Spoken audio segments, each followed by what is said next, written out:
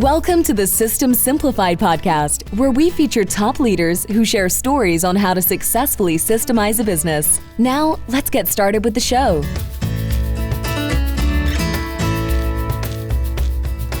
Hello, Adi Clevitt here, the host of the System Simplified podcast, where I feature top founders, entrepreneurs, and thought leaders about systematizing a business. And today's episode is being brought to you by Business Success Consulting Group, where we create, document, and implement processes and procedures so businesses can grow and thrive. And today's guest is Natalie Nichols. Hey, Natalie. Hello. Lovely to be here, Addie. Yeah, it was great. It's great to have you. So, Natalie, I met Natalie and her business partner, Tamara, in one of the entrepreneur organizations events, and we really connected. And I am so excited to have you on the podcast, Natalie, because we're going to have a great conversation about a lot of things. But I know you're really into processes, and we're going to talk about digital marketing, and we're going to talk about technology. And we're also going to talk about you as an author. I mean, there is a lot of things here we're going to talk about. But I also want to give a big shout out to a very good friend of mine, Marina, from A Brand of a Leader. So look up A Brand of a Leader. And we also did a fantastic episode with Marina, and I'm going to include it in the show notes. And she said, you got to interview Natalie. And I said, of course I do. So here we are. Well, thank you so much for having me. And I'm really looking forward to getting to spend some more time with you. We had a great chat at Alchemy, I think it was in September last year. And we definitely had a meeting of the minds on many topics. So hit me with it. What have you got? Absolutely. Well, first of all, I'm going to introduce you correctly, right? With the right introduction that you deserve. So, and this introduction doesn't even it doesn't, do you justice. We're going to go deep into this a little bit more because you're absolutely incredible with all the accomplishments and everything that you have done. But, you are in digital marketing and technology area, right? I mean, you're a specialist in that, in digital marketing and technology, and your passion is really helping businesses find a sweet spot for their digital marketing and to help tame the technology, which is very needed, right? Because we can go wild with technology, especially as entrepreneurs. So the technology that you need in order to actually realize the products and the effects of that digital marketing. In addition to doing that, you're also a sought-after speaker. And you like to write. You're an author. Fiction I author. do. Yes, I have my secret other life. It's amazing. So first of all, what are the names of the books that you write? Oh, look, unless you are into hot, steamy romance, then you're probably not going to be interested in what I write. But maybe if you are, then here's my little industry kept secret. I'm going to reveal it here today. I think this is the first time I've actually publicly revealed it on any real media. I mean, a lot of people know, but I don't think I've actually broadcast it officially, but I actually write under the name Natalie Gale. So if you are in the market for a hot, steamy romance, then go check that one out. Well, okay, there is a plug for that. Okay. But now let's go over a little bit something more mundane. So no. Yeah, well. Let's talk about digital marketing. Well, that's how I got into, I had to have some kind of creative outlet when I was doing the reason I started. I mean, that actually brings me full circle. You've actually aligned this really well, Addie, whether you knew it or not, because I used to be in high-end tech. And when I say that, I was running $100 million IT projects. So I was doing software development, I was doing infrastructure implementations, all of that sort of thing. And I got to the point after you've done it for a long time that it becomes pretty dull. It's high pressure. There's always a lot of stress, and you've done it for a long time. So I turned to my other passion, which was creative writing, and I started to write books. And funnily enough, I actually had a marketing degree originally. And so what happened was I'd ended up, like most people, by default in IT, and that was where my career had gone. And so what essentially happened is that I fell in love with writing books, and I started to market them. So I had to use my digital skills plus my marketing knowledge to start really marketing them and getting them rolling. And then one thing led to another. The next thing, I've got a marketing agency. I'm not doing technology anymore. And I was going to straddle the two. And then, hey, I'm back doing so much work around digital marketing, and more so what we now call entrepreneurial growth systems, which is effectively people, process, technology. So write down what you do with process. Definitely, I'm all about the process too, particularly around sales and marketing and repeatability.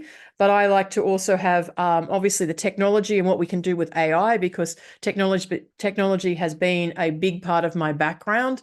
And then having the people that are available to be able to implement that stuff is important, because unless we can implement or execute on it, it's all just a big dream. Absolutely. Absolutely. Wow. Yeah. So now I can see the connection. Yeah. Amazing. Thank you for that revelation. And You got it out of me, Addie. Nobody else has managed to do it. There you go. Well wow, done. okay, that's my claim to fame. Okay, good. So let's talk about digital marketing and what it means. I mean, it's a broad subject, right? Huge. But I know that you do it extremely well and you help entrepreneurs get amazing results. I've talked to people that work with you. I've listened to you and Tamara about what you do. And I would like to know a little bit more in terms of like, what are the specifics of digital marketing that you think that are important that for any, like we're talking about businesses that are, what size businesses is your sweet spot? So let's first of all define that. Yeah, well, we say pretty much anyone over 5 mil. I mean, we Yeah. do have people that we work with that are lesser, but they generally tend to be experienced entrepreneurs. And we've developed many brands from scratch. So we know what it's like to be in the trenches. We know what it's like to be doing those hard yards, but it takes a lot of tenacity to get it to a point, because we know that 9 out of 10 businesses fail, unfortunately. But there are a lot of things that we can do to make that not such a horrifying statistic. But we tend to, at the moment, work between 5 and above. Most of our clients tend to be in the 50 to 100 million range. And we do have some that are 2, 3, 400. And we even have, one that's actually over $1 billion. So we cover quite a gambit, because fundamentally the principles are the same. What you do in a business that's just starting up to what you're even doing in $1 billion business, it's just the same thing. It's just on scale. It's about how you scale it. And that's one of the tricks, is using the people, the process, and the technology to get the ability to create repeatable processes, create repeatable systems, so that it does allow you to scale. And that's where most people don't get the traction they need, because they don't get those three things working together. I agree with you 100%. And that's why I think this conversation applies to all of our listeners, whether they have a company that is 50 million or their company that right now just hit 1 million and they're going up, because it's a matter of scaling. So let's talk about digital marketing. I mean, you hear the word digital marketing and it can be a little bit vague, right? So daunting also. There's a lot of moving pieces. Right, that's exactly right. So from your experience, what are the key ingredients that you need to have, or the key points or the key tools that are the common denominator for all companies to utilize in terms of digital marketing? So the first thing that we always focus on is lead generation. So there are so many pieces of digital marketing, as I said, and we all agree. I think, in fact, you could probably come up with 12 or 15 different streams if you really wanted to break it out into the various different wheels that turn together. But when we look at it, we tend to look at 3 key streams. 1 is lead generation. 2 is organic growth, and what goes into organic, and that tends to be what we call our golden triangle, which is SEO, content, social, and we put PR to put almost like the cherry on top of that little golden triangle. And then our third thing that we focus on is other streams that drive traffic. That could be influencer marketing, could be a podcast, could be a YouTube channel, could be all sorts of stuff over there. So fundamentally, you separate it from the organic, like from the content. Yeah. Organic content. Okay. So I try to get whenever I'm working with a company, I try to get the key wheels that are going to make the most traction in place first. So you've got to get those flywheels running. And we generally start with lead gen, simply because people need sales. Nothing happens until somebody makes a sale. And you've got to get those sales wheels happening in order to create the revenue that allows you to build all the other pieces. So Well, let's talk that's about where lead generation. What if you found successful? And obviously, it depends, obviously, some of it on industry. There could be some Absolutely. nuances and differences. But give me some advice or experience share in terms of lead generation. Like, what have you found that is working? Well, maybe I should run through the different sorts of industry types so that way we've got a little bit of a scale of where these all sort of fit. So effectively, I like to break it into probably 3 different components: B2B, direct to consumer, which is what I'm considering there is a little bit more of a when you require a sales team or a larger ticket sale, and then e-commerce, D2C e-commerce. So if I'm rating them on a scale, I would say that in most cases, D2C e-commerce is about a 10 or 11 out of 10 in difficulty, because you have to have, unfortunately, in today's market, you do require quite a chunk of cash behind you to get the ads and stuff running, because you just won't get the exposure unless you have some money to put at it initially. D2C, with more of a typical sales team type model, leads coming in, sales team closing those leads, I would probably rate that a 7 or 8. And B2B is probably around that whole 6 to 8 as well. And with B2B, I like to do an omni-channel approach. So with B2B, we tend to do LinkedIn, email marketing, probably some SMS, and also we like to go old school as well. We like to do some mail or letterbox or something like that drops to go as well, depending upon what we're doing. It may be a ticket, it may be an invitation, all sorts of things. But we find that those together win the day. You have to do the multiples together and have a very, very clear alignment of when they all kick in so that they can actually support each other. And so you we've got actually a very go to old-fashioned postcards or mail. Yeah. Yes. I agree with you. I just got in the mail like a magazine that somebody put together. And I was like, wow, this is actually something I can hold in my hands. And I actually was reading through it because it was different. It was different. Yeah. For example, we can very successfully put a whole bunch of people in a room because we use those 4 channels together. We send them physical tickets in the mail that are really glossy and beautiful and high quality. We then have an email campaign that's running throughout the whole thing. We have LinkedIn campaigns that are running. And we have SMS. We combine them all together to get a result that we want, but we're very clear about what the goal is, and then we set the campaign to achieve the goal. And we can do that from a completely cold audience because of the strength of the process that we're pulling together. And you do see, if you don't do one of those components, then your results are less than what you would have if you do all 4. So all 4 is like we're talking about SMS, LinkedIn, email campaign, and then actual mailers. Yes. Okay, great. And so that's the B2B. You see, I mean, obviously on the direct to consumer and the e-commerce, you have to invest because you have to have quantity to be able to reach out, right? In order to actually do that. But then let's talk about this golden triangle. So the second approach, right? Like growing organically. What is that composed of? Well, in today's day and age, you have to have social running. You have to have content running, and you need to be really clever with your SEO. So we start with an SEO strategy, and we do SEO a little differently. A lot of people engage agencies, and they have this sort of approach of spending, $3,000, $5,000, $10,000 a month on SEO. And I think the results in general, and I'm speaking very generally here, they are a little underwhelming. People always go, well, I pay all this money, but I don't actually see anything happening for it. So we decided to kind of reinvent that whole SEO process because we were frustrated with it too. And what we do is we go in with a very specific audit to start off with.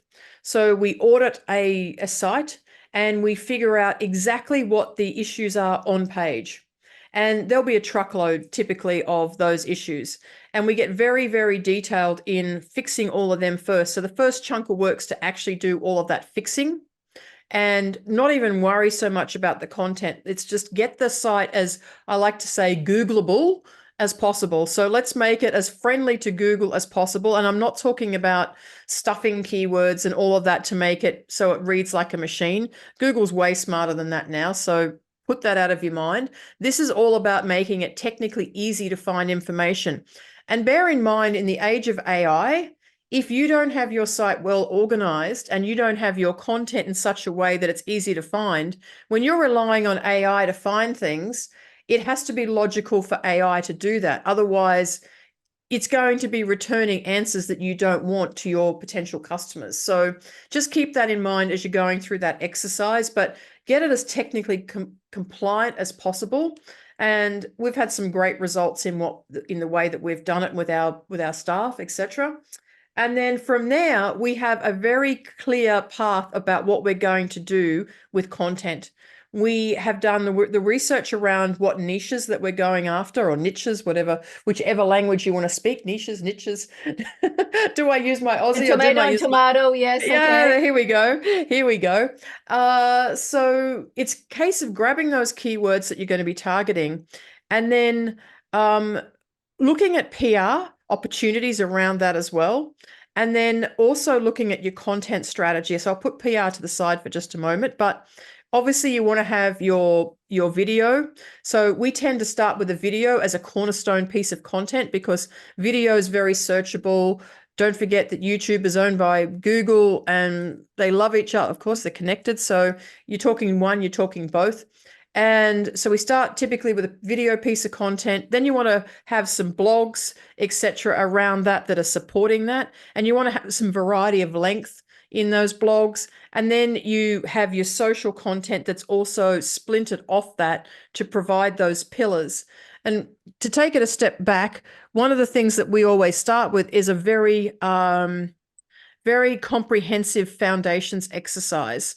And we have an exercise called the Business Compass, or it's our 9 boxes. And that effectively gives us 9 content pillars that we talk about for a business. And that's all based off the work of Simon Sinek. And really what we've done is we've taken his ideology and then we've put it into a process that's repeatable, where we can effectively flesh out what the messaging and the voice of a brand should be and what they should be talking about from a content perspective. And then that way we've got that perspective available for us for their website, for any funnels. We've got it available for all of our content strategy. And so when you take it to the next step, if we're talking about processes, when you're breaking out your social calendar, what effectively you've got is you've got 9 topics to talk about every single month. And so you may go, oh, I want to have 3 posts on each topic a month. So that's layer 1. I call that our bread and butter social. So that goes in there. And then we might have layer 2, which is our splintered social off our content. And then we may have campaign social, which is another layer. And then we might have layer 4, which is opportunistic stuff. You know, we won an award. There's something topical in the marketplace that we want to talk about. So again, it's that process of layering all of that content together. And we actually have documented processes and videos about how we do all of this. And then that becomes another sort of corner pillar of our triangle. So we have our SEO, we have our actual video and blog content. It could even be email going out there. And then we also have all of this social content. And then the last piece is the PR. And PR, I mean, one of the things that people always say is, I don't know that I ever get any ROI on PR. Some of the best ROI on PR that you will get is actually from a solid backlink, because that's something that you can actually utilize for many, many years to come. And so we come up with a very strategic backlinking list of where we want to go, who we want to be featured with, and go forward with that. We don't prescribe or subscribe, you might say, to any of the typical spammy backlinks. We're not interested in some weird directory site. That's just not who we're after. We're after quality, not quantity. and we're all after very sites with high domain authority, and that's how we really So leverage like, the give me an PR. example of that, of utilizing PR in order to do that second triangle, the golden triangle. Perfect example is Forbes magazine. Tamara was featured in Forbes magazine as one of the top 11, I think, female impact leaders globally. So that's got us a ton of traffic. So by her appearing in that, then that brings back that traffic to our site. So So how they're do the you get sorts of, into, like, how do you do that? How do you get yourself featured in well, Forbes? you mentioned Marina before. Marina's brilliant at personal branding. So they're the sorts of things that, personal branding, also reaching out to these key people and saying, hey, we've got a great story. We'd like to share that story with you. You may be able to write a guest blog on one of their sites. That's something that's going to add value to their audience, but it's also going to add value to you with the benefit of a really great link. Right. So I think people need to focus on quality, not quantity. Before it used to be a competition. Oh, I've got 100, I've got 10,000 backlinks. Woohoo. No point at all. They might even be doing you more harm if they're not to high quality sites. So, Right. or things that are actually relevant to the industry you're in, because that's where SEO is moving to. SEO is very much going to be around, when we've talked about the EAT strategy, expert, authoritative, trusted, because that's what SEO or Google's looking for. They're looking for experts that have authority and they're trusted in the community to be putting out high quality content. There's actually another E now, and that's experience. So being able to demonstrate an experience, not just putting up some stock photos, the ones that you took from while you were on the floor, or on the factory floor, or while you were meeting with clients, they're far more valuable than the stock photos that you've just used to put in. So that's a new thing that's coming in, particularly big for 2024. Yeah, for sure. I can relate to it, because then you make yourself real. You make yourself like you're a real person that has that experience, and it creates that social proof. Absolutely. Okay, good. So that was number 2. And then number 3, you kind of said like other things like a podcast or other content. So you separate between that one and the content from the golden triangle.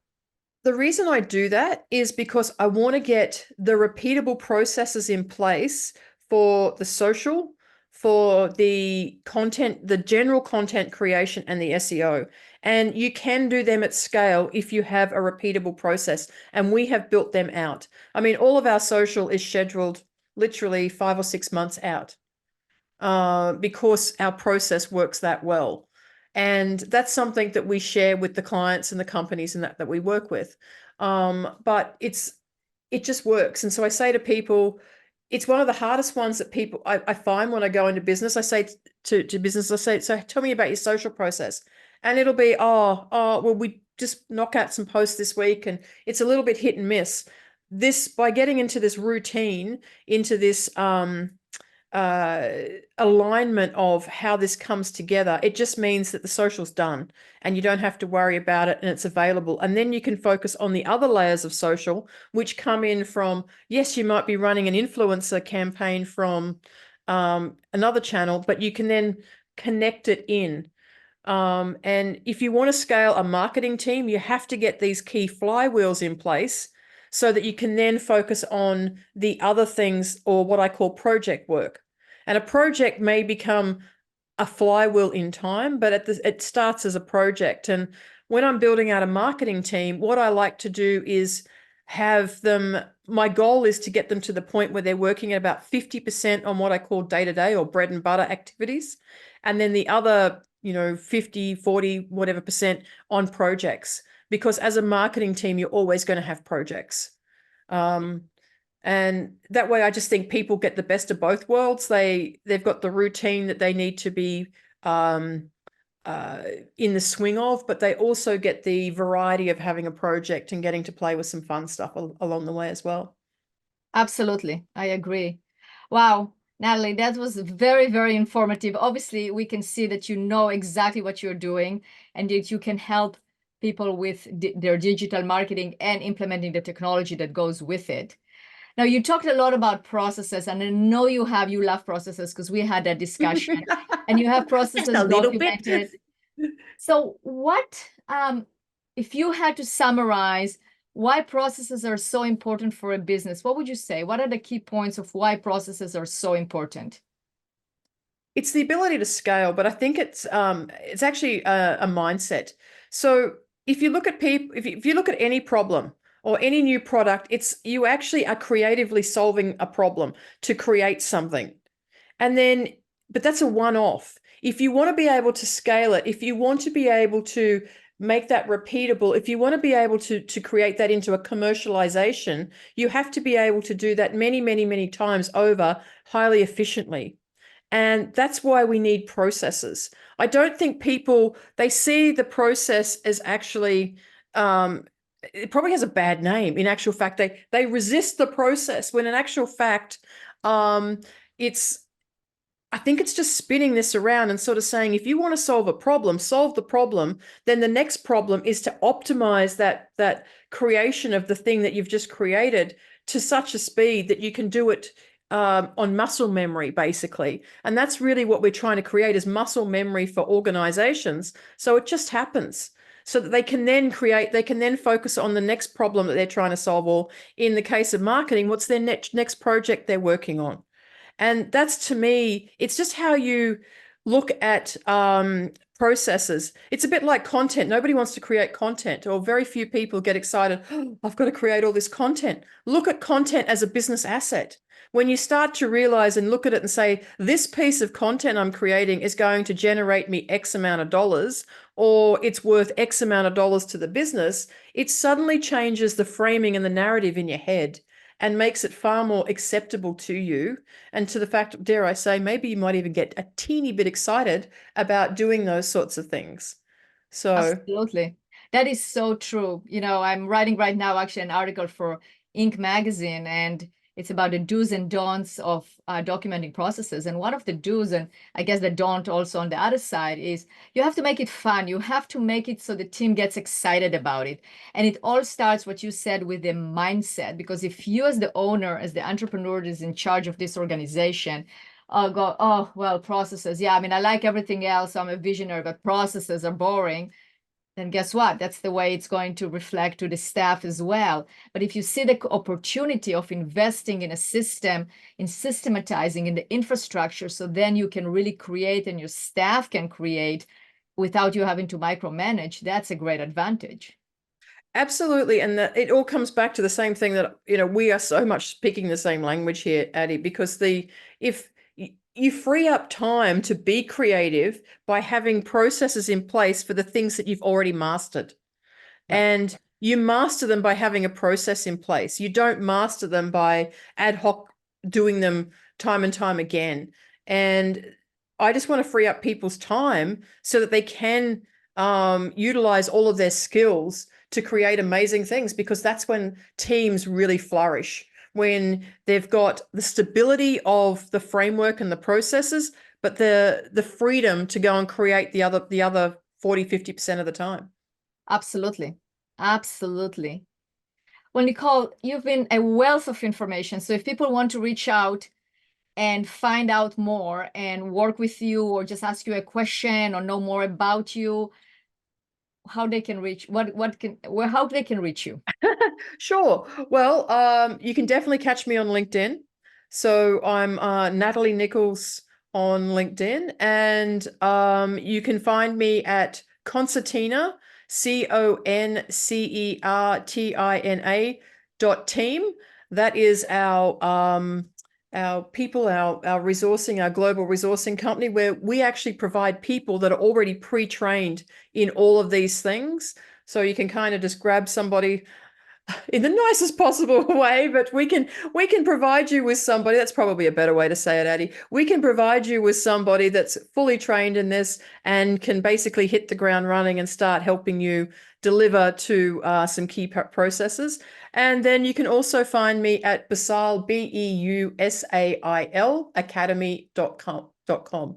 And that is where we actually work with companies. We have a program where we actually teach all of the things that I've been talking about so that they can be implemented into your companies.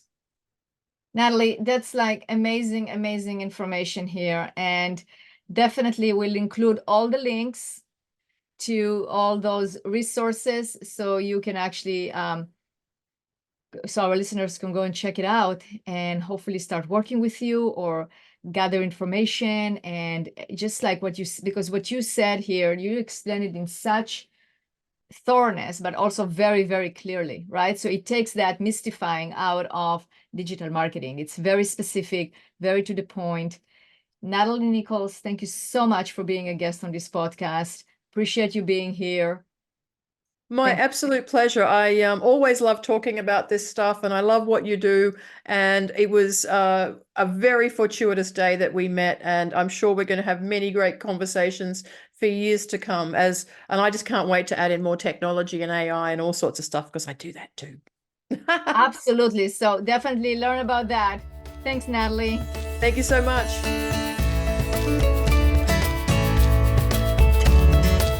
Thanks for listening to the Systems Simplified podcast. We'll see you again next time, and be sure to click subscribe to get future episodes.